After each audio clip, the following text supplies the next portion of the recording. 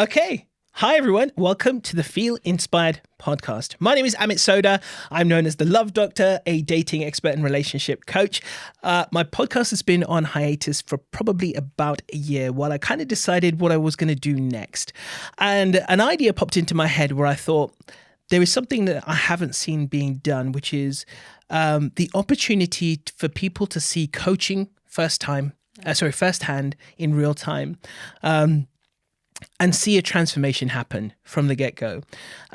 Because one, I think a lot of people are not aware, and often people are quite private about their coaching. So firstly, I'd like to say welcome to Pritti, who's my guest, my coaching client, and she's a brave volunteer to take on this process of putting her life public. And it's a massive undertaking to be so brave and so, courageous to be so vulnerable in such an open space. And so I want to say welcome to you. So I think firstly what we're going to do is Can I still leave, yeah? Yeah. You can leave at any point you like. And yes, I'm glad you said that actually. We just have a bit of fun because actually what people don't realize is generally coaching is like a conversation. It really is. Is just a directed conversation, and then we look at certain elements and we see where we are and where we can be and how we get there. Essentially, if I could put it in a nutshell, that's what coaching is. Yeah, I have high expectations. Yeah. Yeah. I find a guy right after all this, right? If I haven't found a guy, what the hell am I supposed to be doing, huh? Well, do you know what? Ultimately, that is my goal. I would love for you to meet someone at the end of this, and there is no limit. And it's not just about meeting someone. This is a whole personal transformation. It's a mindset journey. It is a spiritual journey. It is the full works, right? So generally, what I do is I give people just a little bit of background on me to begin with. I want you to know that look, this is my experience, and everything that I teach or share with people or coach people on comes from personal experience. I wasn't a very educated man. I pretty much dropped out of high school. I was in a position where I just wasn't that academic. I had no idea what I was going to do with my life at that point. However, I'd already taken a starting point into a coaching journey. So from the age of 15, I became a meditation teacher and I was teaching adults. And it was crazy because how that all happened. And it must have been funny for all of these adults walking into this room, right, expecting to be taught by some old master, right, with a beard or, grey long hair or something, God knows what. And they walk into this room and there's a 15-year-old boy teaching them how to meditate. That was kind of like, where it all began. And I went through this journey where I went very deep into the spiritual realm. But what happened was, for me, I went to a very dark place because it was almost like in the spiritual world, I was in a really high place. And then I came back and saw what was happening with the world and I felt quite low. So I actually went into a very dark place. Not only did I try and end my own life, but I saw someone end theirs right in front of me. This was, I was working at one point. This is around about the year 2003-ish. I was working in a building, a lot of people might know it's called Wembley Point. And on the 21st floor, when I was working there, they used to have a cafe. And the cafe at that time was split into two sections. So the counter was in the middle. One section was the non-smoking section, back in the day when people could smoke indoors. And the other side was a smoking section. I went out one morning really early, about 8 a.m. And I went up to order my Marmite and toast as I normally did. And from the non-smoking side, I hear someone shout over to the smoking side, "Oi, get down from there." And there'd been a guy there who'd apparently been just, puffing away non-stop on cigarettes. There must have been a pile of cigarettes in the ashtray in front of him for maybe an hour. I don't know. And I saw this guy get up and, start trying to get out this window. And so I ran over to try and stop him. And about 1.5 meters away from him, he, jumps. And that image is ingrained in my mind. And it has been ever since. But I remember that was one of the turning points for me. And the other turning point for me, I think, after that low point was finding a book called Conversations with God, because I was already going through a reevaluation phase. After that meditation journey and where I was a part of this organization, I decided to walk away because there was some certain things I wasn't happy about. So I had to go discover my own path. And one of the things that helped me on that journey was a book called Conversations with God. And I found that book and it really changed everything. And there was another thing as well, which was a story that I came across about this guy. And the story goes, there's a man and he's kind of like, he's the type of person you love to hate because he's always positive. And so one day his colleague says to him, he says, look, I don't get it. I can't remember the name of the guy, but he goes, I don't get it, John, you're always so happy. And John says to his colleague, and he says, look, I wake up every morning and I wake up with a choice. I could choose to be miserable or I could choose to be happy. And I choose to be happy. And his colleague said, look, surely it can't be that easy. And he said, why not? Think about it. You know, isn't every part of life just a choice? Anyway, to further the story along, he's cashing up one day at his restaurant or whatever it was, and some gunmen break in and rob him. And in the process, he gets shot.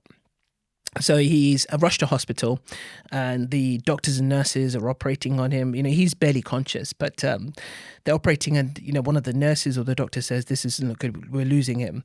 And under his breath, he kind of says, "You know, I'm not ready to go yet." And the nurse says, "Oh, are you allergic to anything?" He said, "Yeah, bullets." And then you know, all the doctors and nurses just start laughing. They operate on him, and he said, when he said bullets, he said, "Then I choose to live. So don't count me out just yet."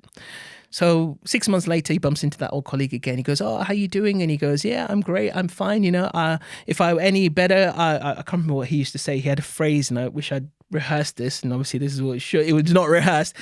But he had a phrase that he used to say, "If I was any better, I'd be twins." That was it. That was the phrase.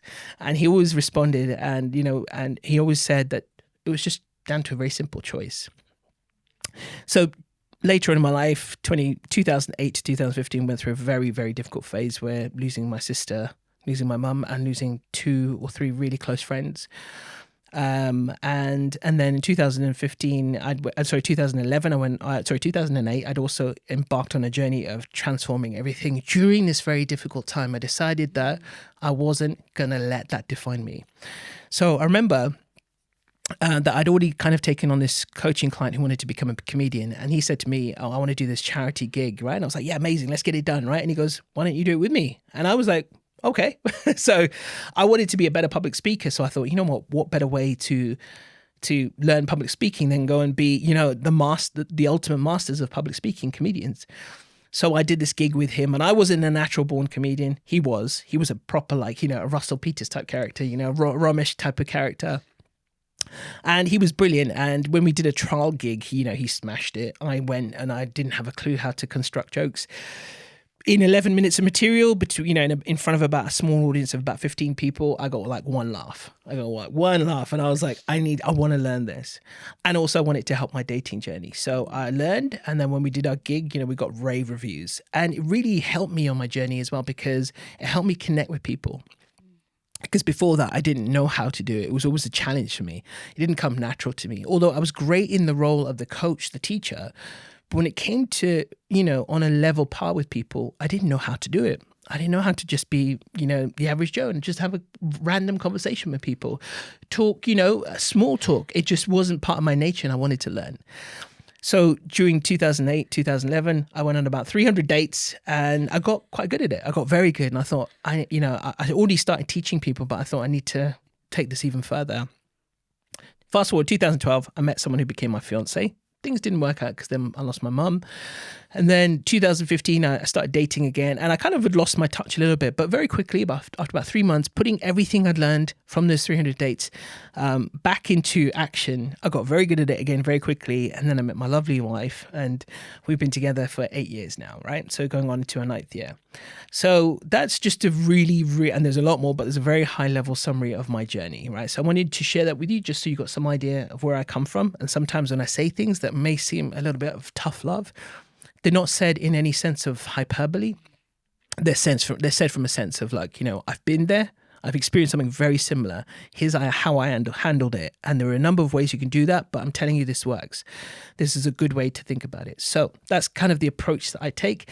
And we're going to go on a complete journey. It's not just a superficial dating level. This is a very in-depth look at you, who you are as a character. We might have to take a journey down some dark places. But if there's anything you don't want to do or you don't want to discuss, Pritti, just say, "I'm not ready to talk about that yet." And if we can always park it, come back to it later. But I could tell already that you're a very open person, so I don't foresee much of that. But we're going to start. So what I want to do now is get some idea of your story and how you've arrived at this point in your life that you have today. Thank you for sharing your story. I didn't know all of that. Yeah. That was actually really quite inspiring and humbling to listen to. I decided to connect with you because I felt a connection. I'm one of those people, I go with my intuition and my gut feeling. And I just enjoyed watching your stuff. And through Connect Asian, I was like, actually, this is someone who does it from the heart. This isn't somebody who's just trying to get people together and it's all about money. That doesn't connect with me because that's not who I am either. And I suppose for me, I've been on a journey as well. I wasn't quite expecting my journey, but it just shows you we've got to go through stuff to come out the other end. And a bit like the person you were talking to, I choose to be happy. And a lot of people will say to me, you're always smiling, you're always happy. And I'm like, I'm not always, but where I can, I make that choice to be happy. And there'll be days when I can't get myself to smile and nothing is where it should be or how I want it to be. But I've learned to allow myself to feel it. And if I allow myself the tears, allow myself to feel rubbish for that day or that afternoon, the next day I feel so much better because I've released it and I needed to let that out. And I suppose I've gone on a journey in the sense that I got married in 2005, and it was someone I met through a friend. And he was 9 years older than me. We got on, just really got on. We dated for about 3 years, got married. And I thought, oh, okay, this should work. You know, we did get on very well, but unfortunately it didn't. And I didn't foresee it not working, if that made sense. So it was quite a shock when he said to me, I want a divorce. And I was like, for real? How long after was that? That was... Okay, it was after his dad passed away, and his dad was his rock. So I sort of, that was quite hard. So it was probably about 2012, 13. Okay, so it's still quite a long marriage then. Yeah, we'd been married almost 10 years by the time we got divorced. And I soon realised it, and this tells you a lot about myself, is I tend to put a lot of people before me. And I tend to want to help people. And that's probably why I do the job I do now. And the first thing I said to him was, I think you need to go get help for yourself. You haven't grieved for your dad. He passed away in July. We're in March. I get where you're coming from, but go for counselling for yourself. Go help yourself first, and then we'll look at us. Didn't work out, long and short of it. But we lived in limbo land for about 2 years. And that was really strange, living in the same house. But in those 2 years, oh my God, I was so grateful. I found me again. And I literally started going out, connecting with people. And I was always very good at connecting with people. And I started socializing. I actually learned to ride a bike. I couldn't ride a bike. So that reminds me of Phoebe from Friends when she couldn't. You've got actually a Phoebe-esque character. I love it. I didn't have stabilizers. I refused. You sure? I refused to have stabilizers. Did not have stabilizers. And I was very fortunate where I worked, there was a group set up, Sustrans, to help people with bikeability. And I sort of flippantly went, well, great, you're helping people advance themselves. What about learning to ride a bike? I can't ride a bike. And they were like, never thought of that one. Okay, fine, let's do it. And they'd realised so many other people had come forward. So I also ran a half marathon. I walked a half marathon as well. So I had achieved all these things. I started also helping at a community centre, and I was chair within the first 6 months. So I realised that giving was a huge part of my life, and it always would be. Then fast forward, we got divorced, I moved house, I lost 2 people very close to me who taught me the lessons of little things matter. Because towards the end of one of my friends' life who passed away, I wrote her a letter a day. And that kept her going. I didn't realise something that simple would help. Yeah. And somebody else I gave time, and he was like a grandfather figure to me because I'd lost both my grandfathers when I was little. And I didn't realise just me seeing him every day towards the end of his life would make a huge difference. So with all of that going on, I decided that, a bit like you, this wasn't going to define me. This wasn't going to be how my life would be. And somehow I got the courage to go, I don't want to do the job I'm doing anymore. I used to be a customer feedback officer and deal with complaints. I made a huge difference in people's lives. I really genuinely did. I changed policy as well. But unfortunately, it was quite negative. So somehow I got the courage to say, I'm starting this charity called Creating Memories. And I decided to go part-time at work. But I tried to write a business plan and I couldn't. And that business plan, I'm grateful I didn't write it because it made me realise I needed six months off for myself. And that's where I took downtime for myself. I had a lot of tears that I'd been holding in because obviously I never dealt with anything, separation, divorce, moving home. They're the big things you don't do all in one go, but I did. But I also was turning 40 and I wasn't where I wanted to be in life. I wasn't married anymore, didn't have kids. And that was quite hard to come to terms with. I don't look my age, so I'm grateful for that. But it doesn't take away what you feel. And once I got my head around feeling 40 and I realised all I wanted was a big hug and people around me. And I just wanted time, quality time from people, because that was really important to me. And then I started my charity in 2018, August 2018. And it's doing really well. We got charity. I ran it for a year on my own, made 10 wishes happen. So I started creating memories and I helped make the wishes of life-limiting and terminally ill children come true locally. And I love it. It brings me so much joy. And then we started, after a year, I decided that this could work. So I got some trustees together, started the charity. Well, we applied for charity status in 2019, got it in 2020. So we've been going for almost 4 years. Wow, that's incredible. And wow. I started dating. I did try. I should have written a book on it. Do you know, you'd be surprised at the amount of people I speak to who all say the same thing, that I should write a book on dating. I honestly should have. The amount of people through Bumble, Hinge or POF that I'd meet, and oh my God, the messages and the dick pics and all this crap you'd get, honestly. Yeah. I'd come on and off depending on how I was feeling. And I'd actually come off for a while and then decided, because I had met someone, but things didn't quite work out. And then I just decided I'm going to try again. And something drew me towards Connect Asian, so I joined. And I've been back on a couple of dating sites and I've just gone, all right, let's try again. And I thought, well, you've got to put it out there to the universe to say this is what I'm looking for. Yeah. But I'm not going to go chasing anyone. I will put my efforts out there. And also, I'm proud to be me. I want people to accept me for me. And this is who I am. I love colours. I'm a chatty, bubbly person. And I am an extrovert. And that might not be everyone's cup of tea. But I'm not changing to change myself for someone else. No, you always change for yourself. Always. Yeah. Yeah. So loads of stuff to unpack there. So when, I need a bit more detail on the marriage, if that's okay. If I can ask you just so I can get a fuller picture. So back then in 2005, what sort of position were you in and this other person? Like, would you say that from the very beginning, there were always, was there something in your heart that you knew, or did you actually really love him? And it was probably the other way where he didn't feel that he loved you, or that there was maybe, would you say you were both fully invested and maybe that faded over time, or was it something else?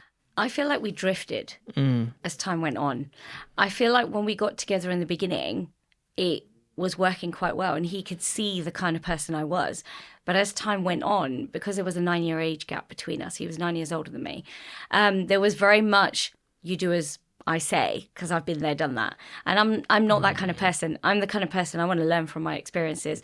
But also I'm that kind of person who like, how do you know that's the right way? And I want to try. And actually I'm good at things too. And I have a voice. I'm a person here. And I soon realized his family was very traditional. Yeah. And as much as he made out he was a very modern person, he deep down, I think he was very traditional. And I think that didn't come out until a bit later. And I think we were both quite extroverts. And I don't know if you believe in star signs, but we were both cardinals. So I'm a Cancerian, he was a Capricorn. So we're quite strong cardinal signs. So I didn't need the limelight as much as he did. So I allowed him to have it. But I realized I dimmed my own light. Yeah. Now I look back. Yeah. And I didn't need to do that. But I also knew that I would stand up for things I believe in. And I'm very much like that. It's like I have a justice sort of streak in me. If something's wrong, it's wrong. And if I can help someone, I will. And I think as time went on, I was getting more and more suppressed. So to be honest, when he first said get divorced, I was like, what the hell? Our marriage wasn't amazing, but it wasn't that awful either compared to others I'd seen. So I was thinking, God, I didn't think we were in that bad of a place. Yeah. But my instinct was, let's try and save this. Let's make this work. You know, we do get on. There is a lot of mutual respect here to a point. I wonder whether we could make this work. But I soon realized that I couldn't, because I was the only one really trying. Yeah. And it takes two people to make a marriage work. And it was when we went counselling, and I think that was when it was the line he used. And I just, at that point, I realised we were sort of done, because we had joint counselling. He then decided we should have counselling on our own, which I was happy to do. And the counsellor said to me, what do you want? I said, I just want an answer to one question, which is, are we working on this together to make it work, or we're not? It's that simple. If you give me the answer to that question, I know where I stand and how we move forward. So she was like, actually, you've got quite a good grasp of what you want. And I was like, no, I do. I'm quite clear. But when I asked that question when we had our counselling session together, and his answer was, I'm 10% there to answer that question, 90% not. I then realised this isn't going anywhere. Yeah. Like, this isn't. So soon after, we had agreed to get divorced. We agreed it was going to be civil because to me, it wasn't about the money. It was never about the money. To me, it was about, we're actually still two very good people. We just don't belong together anymore. And I wanted it to be amicable. I wanted to be able to stay in the same house. It was quite a big house. I could live upstairs. He could live downstairs. It would have been fine. But he decided to listen to his friends and then decided we couldn't live together. And that was when actually I hit a wall because I was looking for somewhere to live. And I also was trying to rush the process because in my head, I just thought it had to be done in a certain way. And there would be a certain time limit to get this all done. It doesn't work like that way. Everybody's journey is different. You have to go through it. And while I was looking for a property, one of the estate agents who we knew through the local temple said he had seen my ex with someone. And in my heart of hearts, I didn't believe he had cheated on me. But that was the final straw. And when we had that discussion and he had turned up with his sister turned up to have that conversation while I was there. And it was when he flippantly said to me, what have you actually done in this marriage apart from ask me if I was okay? And I went, do you know what? We're done. I was literally like, I'm done. Because I was like, the amount of stuff I've got us through and where we are now, if that's all you think I did, I'd hit that wall. And I was like, do you know what? I walk.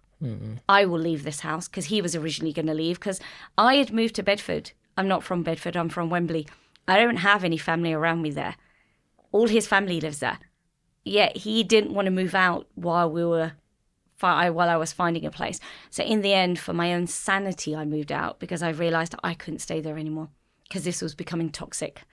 And that was the best thing I did. I lived in rented for 6 months while the house I wanted to move into was the roof collapsed. Oh no! And that's the last thing you need. Well, the thing was, got a survey done, and he said your roof is dipped, and I was like, it is, and he was like, it didn't get picked up, and I said no. Well, the surveyor didn't pick it up, and I got a friend who was a builder. He looked at it, and he goes, your roof is dipped. And then when we looked, the joist had split. Yeah. So the people I was buying my house off, and I do believe things happen for a reason, and she looked out for me. Yeah. And she fixed that while I could then move in. And we still remain friends up to this day. Yeah. But there were so many coincidences with me buying that house. And I then realised that time I needed to help me because I'd never lived on my own. Yeah. So those 6 months I learned to live on my own. So when I moved into my house, I was actually okay. Yeah. I was prepared. I was like, oh my God, this is my space. I've gone from a house to a room, now to a 2-bed house. I was like, this is all mine. Like, this is my space. And I've never really had my space. And one day, if you get to come and see my house, you'll see why I love it so much because it is just full of colour. Yeah. I can imagine that. I can fully imagine that.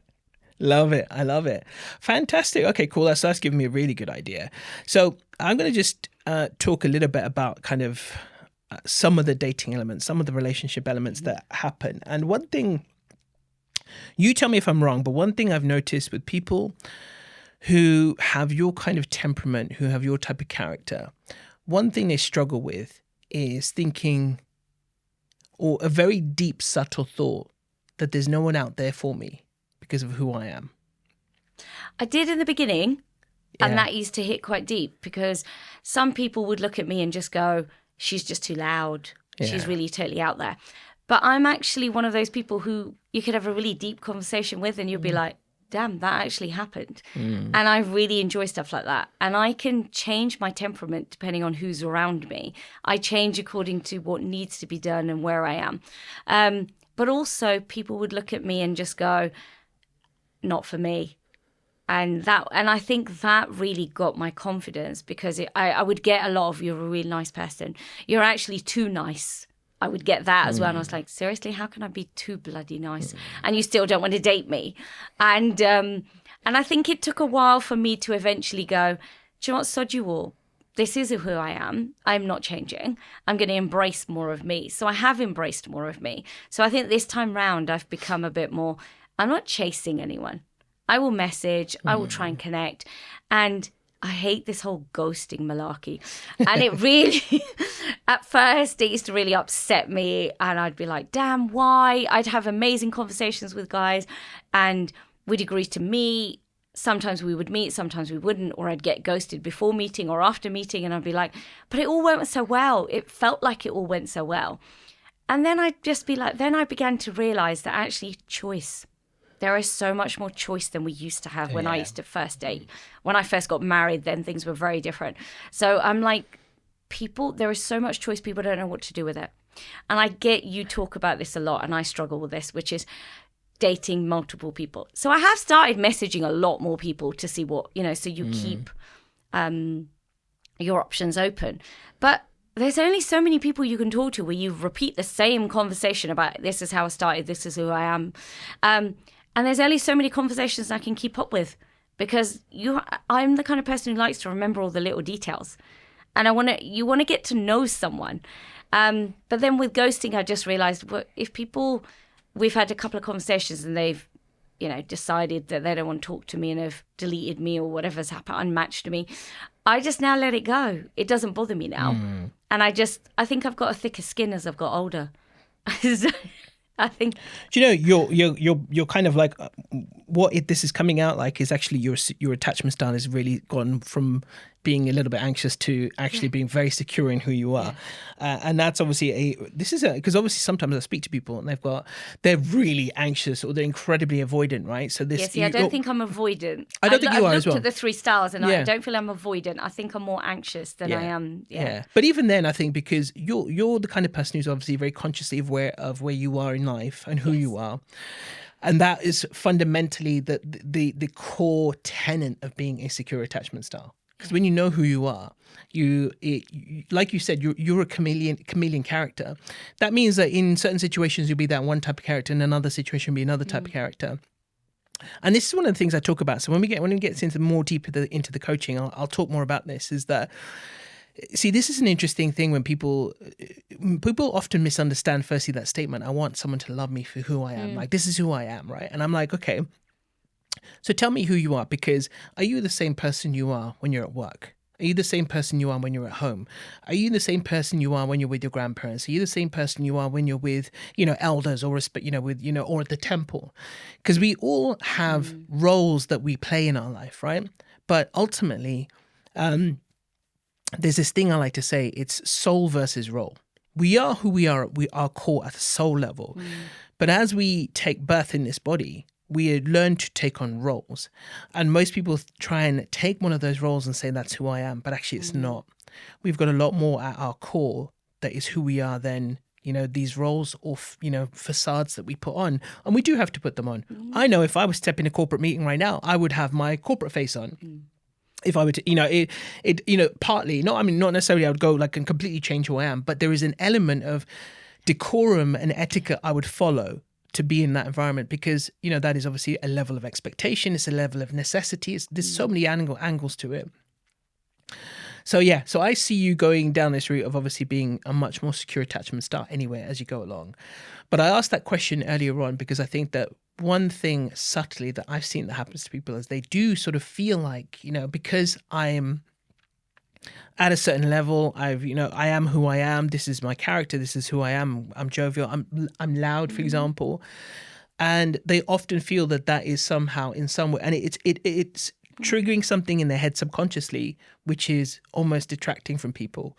Like even obviously you're saying it here for posterity, right? But even the fact you said it, and you've probably said it multiple times, is actually a way of almost saying to people, like it's almost like you have to stamp that out there kind of thing, rather than it being something that you've truly, truly accepted innately, and it's getting there. And then actually, this is just a part of like your lovely personality and who you are. It is. is becoming more of me. And to be honest, I don't say it as much. I suppose I've mentioned it here because of course, that's how I felt it. Yeah. Through the people I've connected with. But also, very similar to yourself, if I go anywhere and I'm representing my charity, I don't dress corporately. I will dress very similar to this. I will wear what connects with me and who I am. So I keep a lot of my personality there. And I'm like, yes, you do have to be a slightly different person. But the essence of me is very much the same. I don't lose that throughout me. And I'm beginning to embrace that more. And I feel really happy about that. But don't get me wrong, there are days when I do feel quite lonely. And I'd be going, yeah, why am I like this? And why am I, why am I not finding someone? But then I hold on to the faith that when the time is right, that will happen. And actually, I'm still building myself. Yeah. There's still, we never are a complete person because we're always going to strive to be better. And the more you uncover about yourself, and I am uncovering more about myself and my journey and me as a person, I feel like I'm a very different person to if you had met me back in 2003 in that sense, but the essence of me is very much there. And I remember when my cousin was getting married in 2006, and this was not 2006, 2016, when I was going through like my divorce. It was almost finished by this point. And I remember going to the wedding and I wrote in the card 3 C's, because these were the 3 things that were important to me. And I said, these will help you, is communication. You need to be able to talk to each other. You can't read each other's minds. Yeah. And the second was compromise. You're going to have to learn to compromise, but not to the point where you lose yourself, which is what I've done before. Because again, you are 2 different people. You come from 2 different places. And there are things you're going to like and not like about each other, but you've got to embrace those bits. And the third was create memories, like have fun, do things together, but also be comfortable to be able to do things on your own. You've got to come together to have all of that. Otherwise, what is life? What are we doing in life? And I've also learned, I think it's become more the last few months since my dad had his stroke in July. And that's been a huge impact in my life. And I feel like my life sort of stopped. Dad had his stroke in July. From July to October, I didn't know whether I was coming or going, spending half my life in Bedford, half a week in Bedford, half a week in Wembley. And that really took a lot out of me. And even now with Dad going into a nursing home, that has been huge to deal with.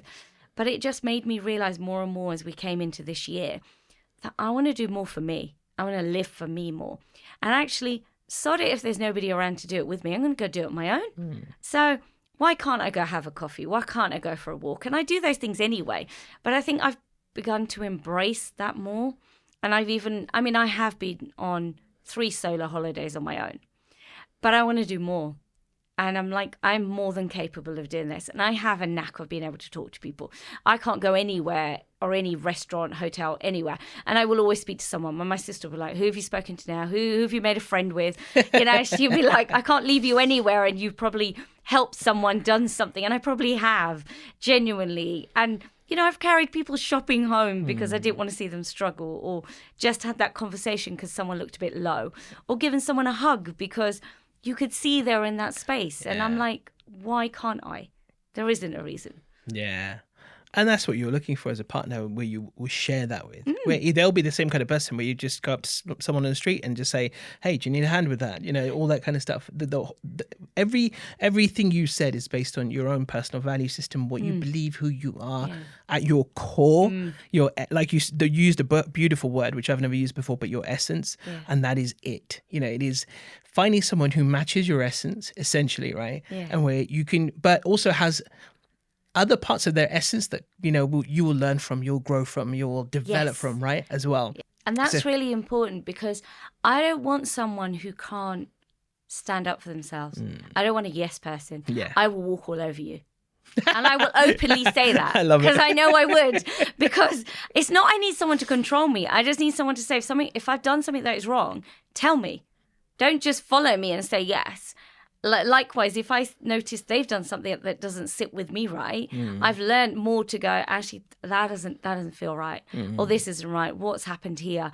And also, I've been brave enough to realize in the relationships I've had since I've been divorced, is I've realized when I've been triggered, and actually learned from them. And actually gone, hang on, I realised what went wrong here. I realised why I reacted that way. I might not realise instantly, but the next day I've gone, hang on, I know what happened. And I'm not proud. I'm not that kind of a person who's too proud to say I'm sorry. So if I've done something wrong and I've gone, shit, I just realised this. And I'm really sorry if I've hurt you or said something I shouldn't have. But I now realise why I did this, and this is why. And I explain. Not because I have to explain myself, but because I want you to understand where I've come from and why I've done it, because you'll learn more about me and I'll learn more about you. But it is growing together. Yeah. I want someone to grow with. And equally, yeah, I like going out doing things, but I like a balance in my life. But I want to equally sit at home in my pajamas and binge on a Netflix series. I'm quite happy. Yeah. I don't need anyone with me. I'm quite happy doing that on my own. And I need my downtime too. And that's important for me. Yeah. Absolutely. I don't know if you saw, I did a video recently talking about this idea, this whole, adage that we're used to hearing very often, this whole idea that life is a journey, not a destination. And I thoroughly disagree with that, because I think life is both the journey and the destination. And I think the journey can be experienced alone, but the destination needs to be shared, is what I say. Because when you do have an adventure, who do you want to tell someone? You want to you want someone to talk to. So even if you were with a partner, right? You went somewhere on a holiday by yourself. What's the first thing you'd normally do is go home, tell them all about it, right? This is the thing, that part of the thing that I think we try to put these absolute statements out there, but actually, they don't, they're important, and they've got a lot of history, those sayings and where they come from, but actually it goes deeper. So I wanted to say as well, based on everything that you said so far, there's a few kind of fundamentals. I use this example with everyone, right? We sort of know where we stand when it comes to, say, for example, going for an interview. Yeah. Even when you were doing your charity stuff, like to use one of your examples, you mentioned about doing a business plan, right? We have these, I nearly said unwritten rules, but written rules as well, kind of directing what we should do in certain areas of life. But with dating, for most people, they're just literally like a leaf in the wind. They have no kind of direction or directive or no idea. They're expecting to go in and almost be like a Hollywood romance, right? That something magical is going to happen. Damn, it's not going to be like Love at First Sight. I love that film. Love at First Sight is a great one as well. One of my favorites recently is Love Actually. I love that. Such a sweet movie, right? In terms of rom-coms, I really like that one. And what happens is most people don't put actually any active thought into it. Like you mentioned, the other thing you said, for example, was you wondered how many times you're going to have the same conversation with people. And I think that that's part of the challenge that most people face. It's a common thing. Like, how do you direct this conversation? Actually change it so it's not just the status quo, not the same old shit. We're doing something a bit different. So I'm just going to do a little bit of a rewind, because I think that based on what we see in modern media and what people are trying to tell us and who we should be and all this kind of stuff, there's a lot of fallacy out there. Because you and me, we are deeply spiritual creatures, but also we're inhabiting this physical body. And within this physical body, we've got this physical brain that has about 100,000 years of evolution behind it. And we are wired a certain way. Like, for example, if I see a woman, like, for really typical examples to begin with, just to illustrate this. If I see a beautiful woman, even a picture of a beautiful woman, something happens in me or other men where, we're very visual creatures.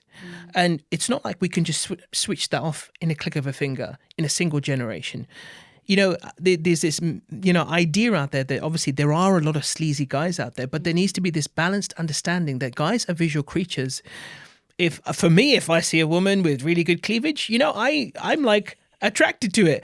That's just me. And this is the thing. And then we'll make sweeping statements like, men should control themselves or control your emotions or your hormones. It's like, it's just a lack of understanding about how we as human beings work.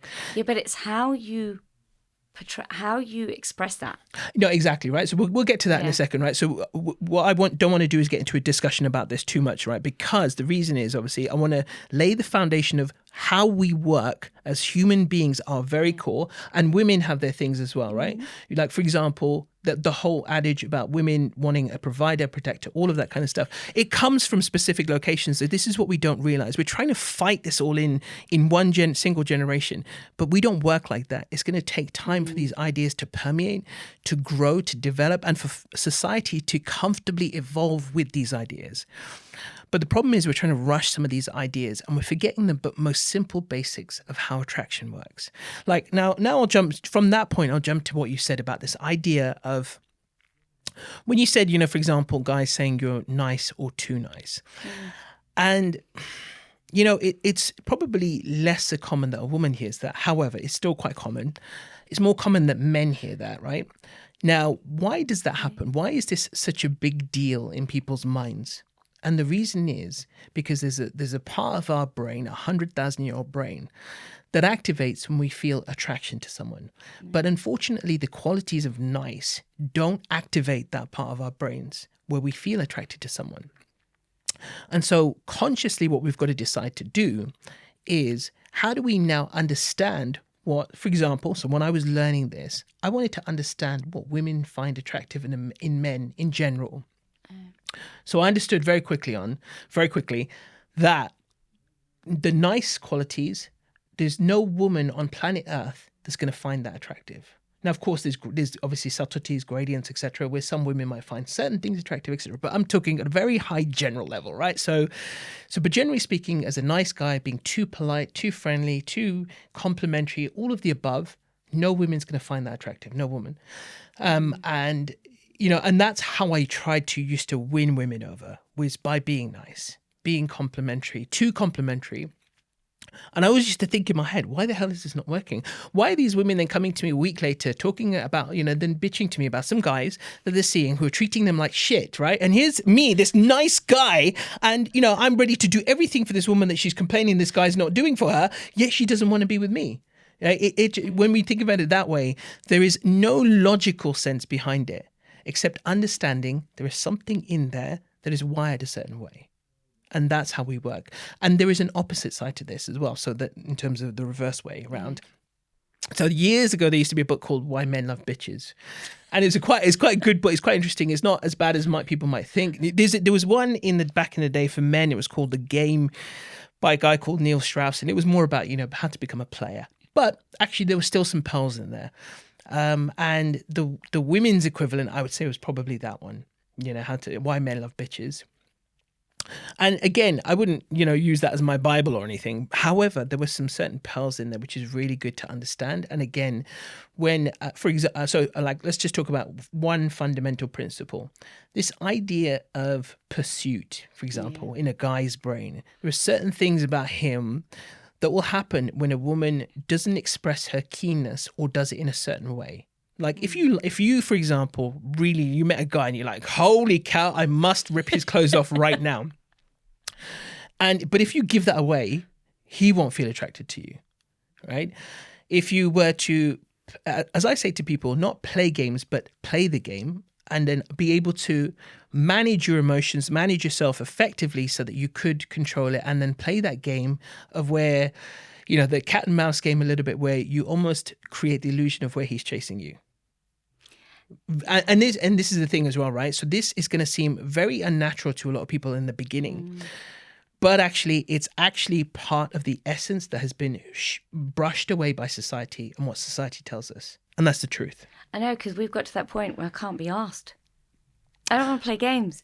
We're all looking for the same thing. And but remember, it's just going, no, but I get it. Men like to chase. They like to provide. They want to feel that important side. Yeah. If we don't accept this, what we're basically doing is fighting 100,000 years of evolution. I have loads of jobs around the house that need doing. You're more than welcome to come do them. And I can create a list for you. Most of them, some of them I can do myself, but no, most of them you're welcome to come and do. You say that, right, in jest, but actually, this is what happened with me and my wife, Nirthi, right? So she was like, in the beginning of our relationship, she was like, she was very firm, and she was like, there's certain things I'm not going to do. Like, for example, like she was like, straight away, I'm not taking out the rubbish. I was like, yeah, cool, I don't mind doing that. I quite like dirty jobs. I actually like getting my hands dirty. And that makes me feel a bit manly, actually. So I'm happy to do that. right? So, and what I liked was the fact that she had no qualms about expressing that. She was really just, wore her heart on her sleeve in that respect and just said it as how it was. And for me, one of the reasons we both felt attracted to each other was because she's got a lot of feminine qualities and very, atypical feminine qualities, like, dainty, I'll be the woman, you be the man, you open the door type of thing, right? And she wasn't one of these women, like, for example, who says, oh, don't open the door for me, I can do it for myself. I as a guy, like that. I love the fact that she allowed me to be a man. She gave me permission to be the thing that I like the most. And, same with her. What she loved was, some of the things that she loved was that I would, kind of take the initiative, take charge, do the things that I said I was going to do, follow through with it, be the protector. She liked the fact that I'm quite a big guy, at least 6'3", that, I walked on the outside of the curb, the outside, and protected her. Little things made her feel attracted to me as well. And so we fail sometimes to see the importance of these little things, and we need to cultivate these skills in the same way that you've cultivated your skills to run a wonderful charity. You need to cultivate the skills to attract and manifest the right partner for you. And it honestly, when I explain this to people, it seems like a weird concept, but people just treat dating as if it's some kind of exception to life, and it's not. We have to treat it very similar to how we treat others in areas of life. I think because we've evolved so much, and as women, we've had to step up our game and look after ourselves, because divorce does happen, or you don't meet the right person, you are on your own. And if you're living on your own, I can't be waiting around for someone to come and do stuff. Like, if I had a ton of slate to move in my garden, what was I going to do? From the front to the back, I just did it myself. Yes, it would have been great to have someone to help me. But what I'm saying is that you learn to just get on with things. But actually, what you're saying also has made me ask for help more. Yeah. And I've got a couple of male friends who've been going, right, I know, I'm just going to ask you, and I'm going to make it really blatant so you understand. I'm not even going to pussyfoot around this, which is, I need you to help me do this. And I wouldn't normally ask if I didn't really need your help, but I need it. And I want you to give me a date and a time when we're going to do it. None of this, we'll get it done. I want to know when we're doing it. I will help you. I'm not asking you to do it on your own. I just want you to help me because A, I don't have all the tools, and B, it'll just be quicker because you'll know what the hell you're doing and I don't. So, and that has really helped me to learn to go, it's okay to ask for help, because I think I just got to that point in my life because my mum and dad got divorced when I was young. So I had to then step up being the oldest daughter out of the three siblings. So you got three. So three of you. Three of us, all girls. And how old were you roughly when your parents got divorced? By I think I was about 15, 16. All right, cool. So, and just out of curiosity, just very high level, sort of like, was it quite amicable? Was it quite difficult? It wasn't easy. My mum and dad still don't really talk to each other, so no, it's not great. So I end up doing things separately, which is a lot of time and effort, but hey. Of course. But I think from that young age, I feel like I lost a lot of my youth because I ended up working part-time, got myself through college, university. Didn't do the best at A-levels, but got myself through college, university, and I then, worked at the same time. So I felt like I had to step up, and I never lived the university experience of living out. I lived at home. Yeah. So I felt like I lost that as well. So I think I've probably made up for it once I got divorced and I got a tattoo. I've jumped out of a plane. I've walked on fire. I've walked on glass. So I do all the silly, crazy stuff that I feel like I want to do. Nice. But when you've been used to just doing things, and actually, I've been having counselling about this because she was like, why do you feel you have to do this? And why do you feel so anxious and stressed at times? It's because I know I have to resolve all these things. I've got to get them done. And I think even getting dad into the home, sorting all that all out was really stressful because a lot of the pressure fell on my shoulders, all the form filling and all the things that needed to be done. And it was a lot. But I have also learned over the years that I've created this, because I've allowed my sisters and my mum to go, right, Pritti will do it. Yeah. When actually you can do some of this yourself. I don't need to do it. And I'm not your taxi driver. So I've very much become a bit I've learned over time, but that it's still not that easy because sometimes you revert back. And I suppose with my dad getting ill, it was very much how do we get dad better, and that became the focus for from July last year to now. In it, it's coming up to a year in July. We're not far off, so it's been a while. But I soon realized that as soon as we hit like November, December, I was like, I don't feel like I'm living. Like I don't get any weekends to myself. Like, what am I doing for me? There isn't very much here. And that's when I've started going, I'm only coming down every other weekend. I'm going to start doing more things for myself. And I'm also realizing more that I can't just put these things in when I feel I need them. They need to be part of my life. So now it's going to be more on a weekly basis. What do I fit into my life that gives me that calmness and helps me to balance? And I think the beauty of with my charity is we've managed to raise enough money to pay me to work part-time for the charity, which I'm really happy and grateful for because it's the only job I want. I put in a lot more hours than that, but that's okay. I'm at peace with that. But me working 20 hours gives me the flexibility of when I work.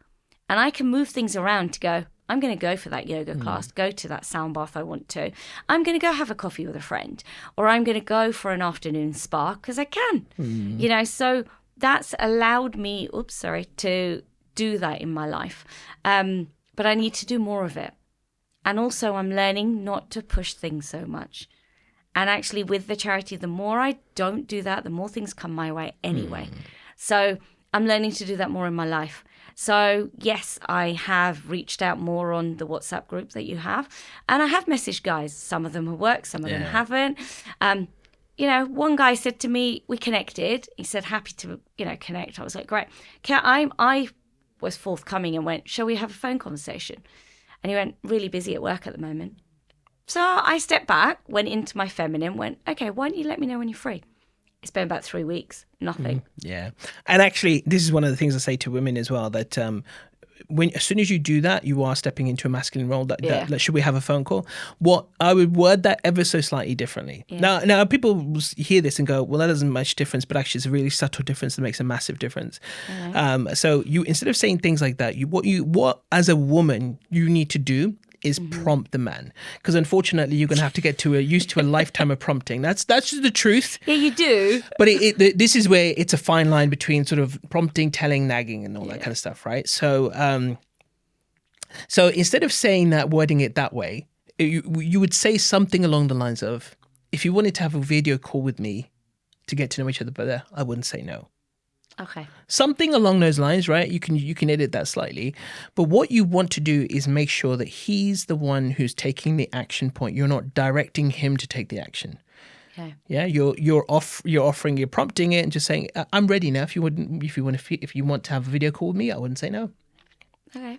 If you want to have a date with me, you want to call me on my phone, I wouldn't say no. Just tell me when. Just tell me when, just so I'm ready. That's it. Right. That's it. It's a slightly more subtle touch, ever so slightly. But every time I've done this with a woman, she's always come back to me and been really surprised by the results. 99% of the time. It's only the 1% or the 2% that where the guys are just, they're a bit kind of lame, and that's fine, right? We're all, there's always going to be a few of those. I can't magic everyone, right? Why not? Yeah, I know. I'm still working on it. But it's subtle things like that. And then I think, right, so what I'm going to do, right, we've got about 6 to 7 minutes left. So I think what we're going to do. That's gone quick, isn't it? Flying by. Like, I just looked at the clock. I was like, whoa. Will you give us extra? No. We'll keep it to an hour. And what I will do is, I think there's a few things for me that are still been picked up from what everything you said. There's a few things coming out, and when this process kind of ticks along, obviously more things come out. I learn more about you learn more about this, and then what I would like for you to do is, even if there's anything I say that you don't agree with, and that's absolutely fine, it's not a problem at all, but I want you to just be open to trying it and see what the results are. And try it. And what you haven't got anything to lose, right? You just try it. If it doesn't work, it's the same, it's that I principle. did use once, you gave me, this was a long time ago. Do you remember we had a coaching session? Yeah. And I said to you, some guys just go quiet. How do I re-engage that conversation? And you said, go back with, tell me something about you that not many people know. And I have used that a few times, and I sometimes use that as my opening line. Yeah. And it does work really well. Yeah. And people do, the guy does come back and there's a bit more engagement, but some of them it still doesn't work because you get that bit of engagement and then it just stops. Yeah. But that really helped. Yeah. So I am willing to try stuff. I am quite open in that sense. Lovely. Because unless you do things differently, nothing's going to change. Absolutely right. And that's something that's a tenet that is applicable in more than just the area of dating. There's so much to it. So I think and obviously I say this to everyone as well. Look, coaching is not a passive thing, right? Obviously, it's not like I come here and I magic you. Of course, like anything else, if you want to train your body, you go to the gym. You can get a PT who will show you form, but then you've got to do it. So ultimately, I want you to do a couple of things, right? And this is always a good generic starting point anyway for anyone, especially women. And that is, and I know that you probably do this as well, but you're going to take it to a whole other level if you're ready for this, right? So it is a very simple exercise. Is just like, so just one quick question I'm going to ask you so I can get some idea, right? If you were to look in front of the mirror right now, and if I were to ask you to in front of yourself, in front of a mirror, thinking about that, but I'm just asking you now, in just a few words, tell me what you think of yourself. I look at myself and I go, doesn't she look happy, smiley, colourful, vibrant? That's how I see myself. All right, cool. So I'm glad you said it that way, and I'm glad it's exactly come out that way and you're honest about it, right? Because obviously, if I were to score that, I'd probably give it about a 2 out of 10, right? So what you're going to do, you're going to stand in front of your mirror at home now. Yeah. And you're going to amplify that 1,000 times, right? And you're gonna learn to be comfortable shining in front of yourself, right? Yeah. Some people I do this with, they are, oh my God, I have to talk to myself in front of them. They're like freak out a little bit, right? And they start off in a very small way. I'm a nice person. So I'll give you an example of what I was doing, because one of the areas that I struggled with when I was learning all this stuff and trying to grow was that I had 2 prime limiting beliefs. I think, really, to be honest, one was about my looks and my weight were the 2 prime things. So more a physical thing, but also there was a lot of interpersonal stuff I wanted to work on.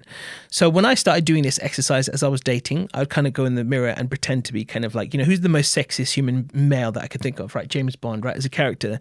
So I'd kind of go in front of the mirror and say, yes, you're looking good today. Name's Bond, James Bond. Amit Sodha, licensed to thrill ladies. And I would just start having fun with it. And what the idea of that exercise was to start releasing some of that energy, that essence that's truly inside of me. Because again, there was a part of me that was a watered down version of myself, carrying myself around the world. And that serves no one. There's that beautiful quote by Marianne Williamson. You serve no one by playing small. Yeah. We've got to learn to play big. And so I wanted to try and unleash the biggest part of myself. And there's this one quote from Conversations with God where he talks about this. He says, look, you have no purpose in life other than to express yourself in the grandest version, in the grandest version of the greatest vision you hold about yourself. That is our purpose. And then to express that is the soul's prime purpose. So whatever that form that takes, but it's create yourself into the being you want to be. And so when you stand in front of that mirror, I want you to use whether it's a character to begin with, but I want you to walk in there and you've got the fun aspect down, but I didn't hear any sexiness. I didn't hear any desirability, that I'm a woman who is to be desired by a man. I am sexy. I am beautiful. I'm gorgeous. What man wouldn't want a piece of this kind of thing, right? So you can do this in your own words, but next time we speak, I want that to be an energy level of at least 6, 7. I want you to demonstrate on character just exactly how you've been like. My wife does it, right? She's like, all of this, right? Kind of thing, right? From that TV show, My Family or whatever, or something. I don't know. So that's number 1. Yeah. And number 2, I guess you're already doing one of the main steps, which is, putting yourself out there and speaking to people. And your objective now is to actually try something different, like what I've mentioned about this prompting, to make sure these dates happen and get out there on these dates. So are you coming to the London event, by the way? No, I can't make that one. That's all right. If you're going to any other event, your objective is, though, and it's like you'd have a business goal. You've got a goal to get 3 dates. And when I say that, dates in person, and those dates have to manifest. And they could be anything. Could be a walk in the park, could be a coffee, could be a meal, could be, it's up to you, to be honest. Go to a museum, anything, the world's your oyster in that respect. But it just has to be that your job, as I say to people, is not to message the hell out of each other. It's to use the messaging to set up a date in real life. Yeah, of course, you can exchange a few messages. You're not going to meet up with someone completely blind. But you're gonna use that to set up the date, get to know each other briefly, but then set up the date and get to know each other on the date. Yeah? Okay. All right. Okay. Let's give it a go. Cool. Well, the thing is, because it was bizarre, because I met a guy, and initially I would have said no. And he did take the lead, and we spoke on the phone, and he went, right, time's up. And I was like, what the fuck? And he was like, no, he goes, because there's no point me talking to you on the phone and you telling me everything, what we can talk about when we get there. And I was like, there'll be loads. And he was like, no. He goes, I want to meet you in person. I was like, fine. So when he had said that, I actually went, okay, fine, I'm happy with that. But when we met in person, I mean, we talked for quite a long time. It was really nice, got to know him. I just didn't feel a physical attraction to him. He just wasn't my type. And there were certain things he said, and I think those were that sort of got to me. And it was when he went on about I think he was roughly the same age as me, but he was like, yeah, I just like to go out clubbing all the time. And sometimes I can't remember what the evening was like because I drank too much. And I'd be going, right, so that's how your Fridays, Saturdays roll. And I'm thinking, how often do you do this? And he was like, well, every other weekend or every weekend if I feel like it. And I'm thinking, yeah, we're in two different places, mate. And, and I was like, you seem nice enough. And he did. And there wasn't much, but I just thought your lifestyle is very different to mine. Yeah. And the fact he still lived at home, there was no desire to... Okay. And that was a bit of a red flag for me. Yeah. And I was just like, no, I need someone with a bit more independence here. Because I have mine as well. Yeah. But also, I think it was just, I like to go out dancing. Don't get me wrong, I do. But I'm not a huge drinker. So I don't need to get pissed to have a good time. Yeah. I can do that without drinking. So part of me is thinking, well, you only seem to be able to do that by drinking. So I thought, yeah, I don't quite see this working. Because he asked to move our date by an hour. Yeah. Because he was hungover. Oh, God. And he didn't own up to that until he messaged saying, any chance we can move it for an hour? And I was like, actually, it works for me, no problem. And it was only when I got there and I was still hanging. And I was like, yeah, no, this isn't working for me, mate. This isn't a priority. You don't want to, make an effort here. And the fact this is what it would normally be like. And I'm like, no, I wasn't interested. I was polite. Yeah.